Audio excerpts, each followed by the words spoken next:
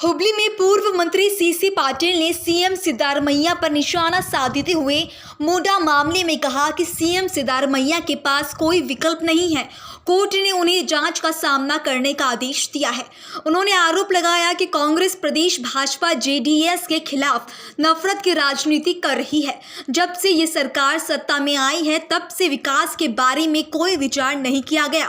पाटिल ने कहा कि उन्हें अपना सम्मान बचाने के लिए इस्तीफा दे देना चाहिए। इस दौरान पाटिल ने याद दिलाया कि सिद्धारमैया ने पहले येदियुरप्पा को इस्तीफा देने के लिए कहा था और अब उन्हें खुद ऐसा करना चाहिए।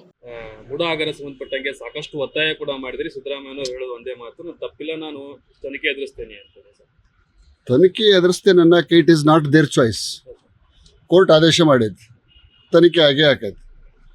ತನಿಖೆ ಎದುರಿಸ್ತೇನೆ ಅನ್ನೋದು it is not choice. It is not the honourable chief minister choice. He has to face the enquiry. Next. ಮೊದಲು ಬಂದಲ್ಲ, ನಾ ಏನು ತಪ್ಪೇ ಮಾಡಿಲ್ಲ ಅಂತ ಹೇಳ್ತಾರೆ. ನಾ ಏನು ತಪ್ಪೇ ಮಾಡಿಲ್ಲ.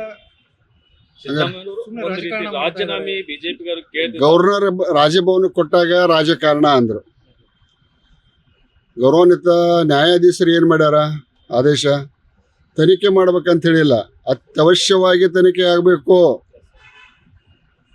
ಅತ್ಯವಶ್ಯವಾಗಿ ತನಿಖೆ ಆಗ್ಬೇಕಂತ ಹೇಳ್ಯಾರ. ಮತ್ತು ಅದನ್ನ ಜಜ್ಮೆಂಟ್ ಸುಳ್ಳ. Either he has to get a relief from the single bench order or he has to face the inquiry.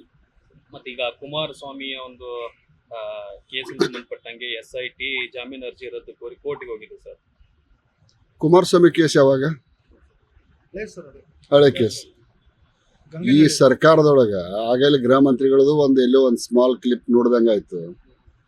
ಬರೀ ತನಿಖೆ, BJP JDSನವ್ರ ಮೇಲೆ ಕೇಸ್ ಹಾಕೋದು, ದ್ವೇಷ ರಾಜಕಾರಣ, ಬರೀ ದ್ವೇಷ ರಾಜಕಾರಣ.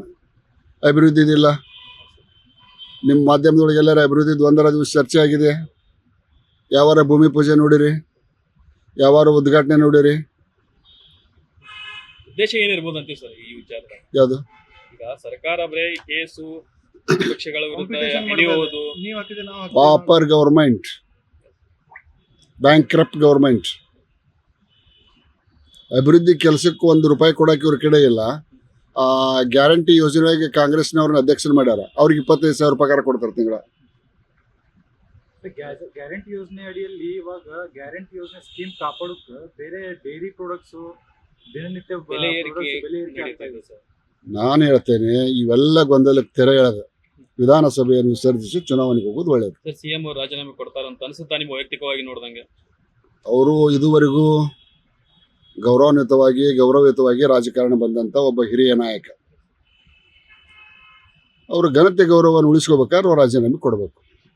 ಮಂಡತನ ಮಾಡಿನೂ ಸಪೋಸ್ ಡಿವಿಷನ್ ಬೆಂಚ್ನಾಗೂ ಇವ್ರ ವಿರುದ್ಧ ಬಂದ್ರೆ ಏನು ಮಾಡ್ತಾರೆ?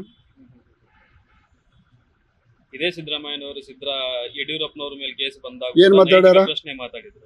ಯಡಿಯೂರಪ್ಪ ಮುಖ್ಯಮಂತ್ರಿ ಆಗಿದ್ದರಿಂದ ಅವರ ಅಧೀನದಲ್ಲಿರುವ ಲೋಕಾಯುಕ್ತದಿಂದ ತನಿಖೆ ನಿಷ್ಪಕ್ಷವಾಗಿ ನಡೆಯಲಿಕ್ಕೆ ಸಾಧ್ಯ ಇಲ್ಲ. Mister Yediyurappa, you should resign. The word use by the ಅವತ್ತಿನ ವಿರೋಧ ಪಕ್ಷದ ನಾಯಕರು, ಇವತ್ತಿನ ಮಾನ್ಯ ಮುಖ್ಯಮಂತ್ರಿಗಳು. Mister Yediyurappa, you should resign. Now we are asking ಸನ್ಮಾನ್ಯ ಮುಖ್ಯಮಂತ್ರಿಗಳಾದ ಸಿದ್ದರಾಮಯ್ಯನವರೇ, ದಯವಿಟ್ಟು ಗೌರವಯುತವಾಗಿ ರಾಜೀನಾಮೆ ಕೊಡಿ. Thank you. ಪಾಪ